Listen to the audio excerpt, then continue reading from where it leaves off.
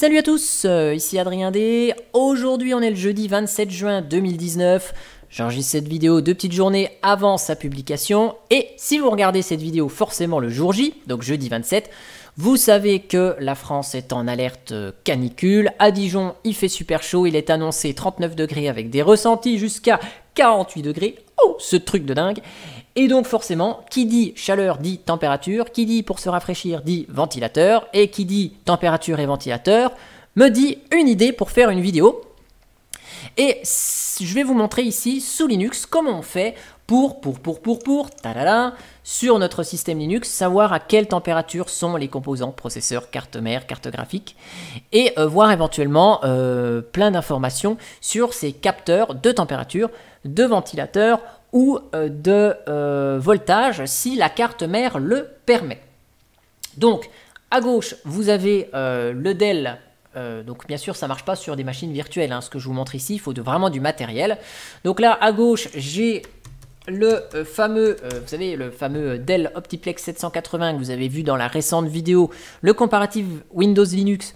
Et c'est cette même tour, hein, que vous avez vu dans les tests de système de fichiers il y a quelques années. Voilà, donc ça, d'un côté on a un Optiplex 780 avec donc une Mint Debian Edition, voilà, comme ça je vous montre avec deux systèmes. Et de l'autre côté, eh bien, on a ma Calculate Linux sur mon PC fixe, hein, de bureau, avec sa carte mère X470 Gaming Pro. Voilà, pour vous montrer aussi que suivant le matériel, on n'a pas les mêmes informations. Donc, pour installer l'utilitaire qui va permettre de collecter les températures, il s'agit de LM_Sensor. Voilà, donc vous installez le paquet qui s'appelle LM Sensor. Si vous êtes sur Arch Linux, c'est LM_Sensor. Si vous êtes sur CentOS Fedora, c'est LM_Sensor. Si vous êt sur Calculate Linux Gentoo, c'est LM_Sensor. Et si vous êtes sur des distributions basées sur Debian, donc Debian Ubuntu Mint, eh bien le paquet s'appelle, donc il faut l'installer, sudo apt install LM-Sensor. Voilà, donc seules les variantes Debian utilisent LM-Sensor à la place de LM_Sensor. Voilà, donc une fois que c'est installé, qu'est-ce que vous faites? Eh bien, vous exécutez en route la commande sensor detect de manière à détecter le matériel qui est présent sur la machine et charger les bons modules pour afficher les informations. Donc, je vous montre ça des deux côtés. Sudo sensor detect. Donc là, la commande, c'est la même des deux côtés. Voilà.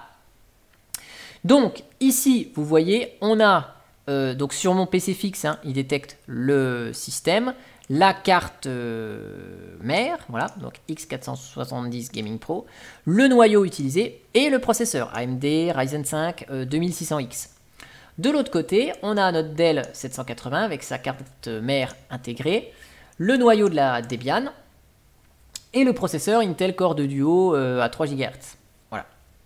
Donc là, vous validez toujours sur entrée, hein, les choix par défaut sont écrits en majuscules. Donc là, je vais vous valider juste ces deux-là pour vous montrer la différence.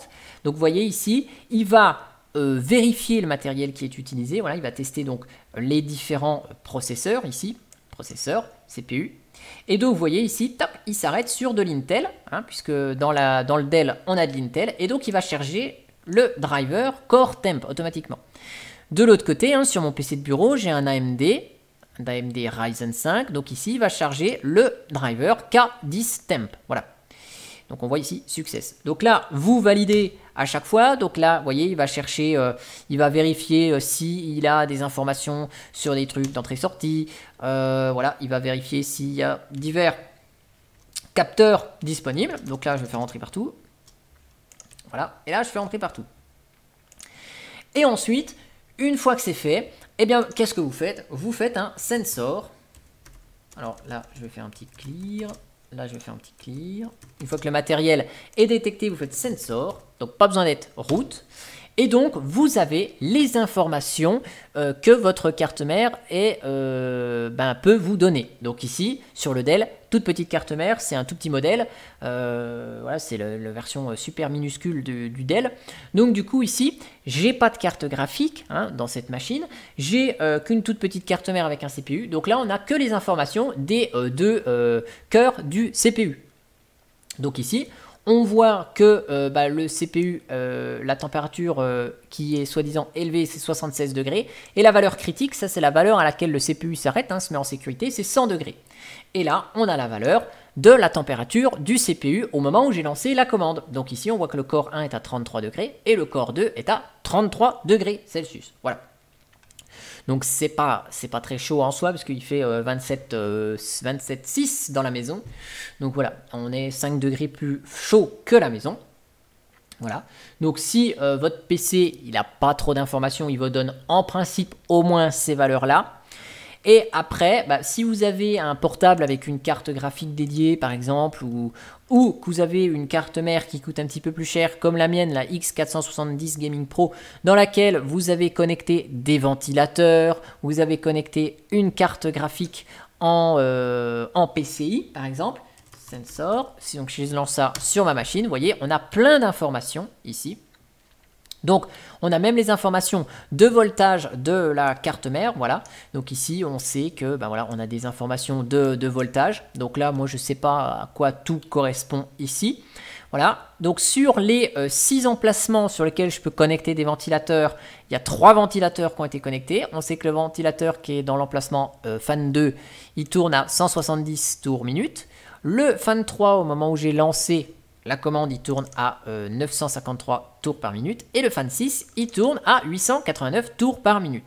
Alors après, on a certaines températures qui sont un petit peu aberrantes, comme celle-ci par exemple, moins 100, moins 8. Bon, c'est que probablement les informations ne sont pas ici trouvées.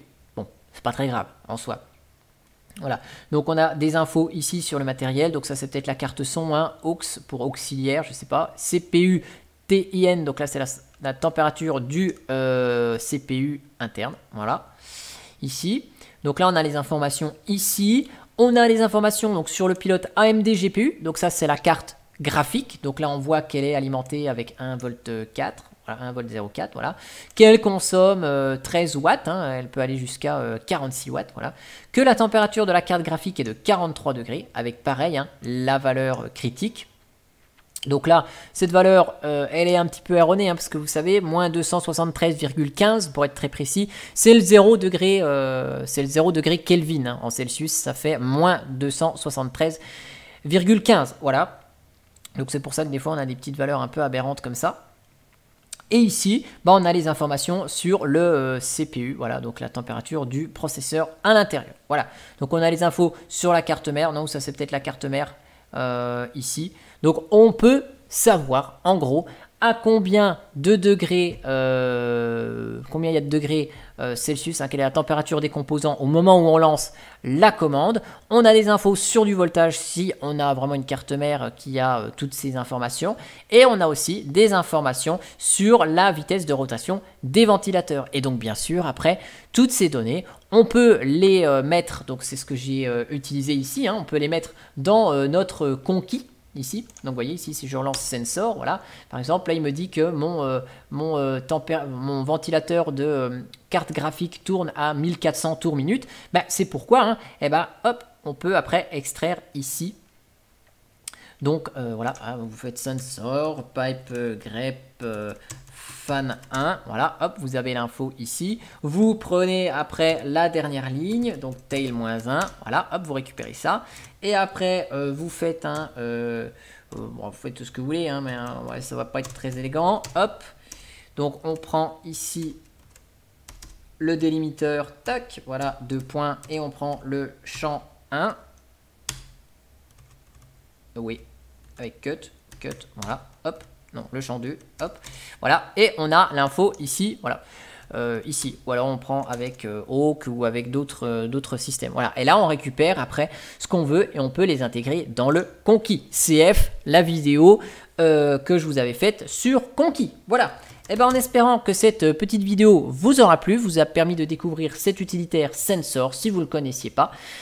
Et puis, bah moi, je vous dis à bientôt pour une prochaine vidéo qui va traiter d'une petite astuce comme ça, que j'enregistrerai un peu plus tard parce que j'ai plus le temps aujourd'hui. Allez, ciao ciao et à bientôt pour une prochaine vidéo.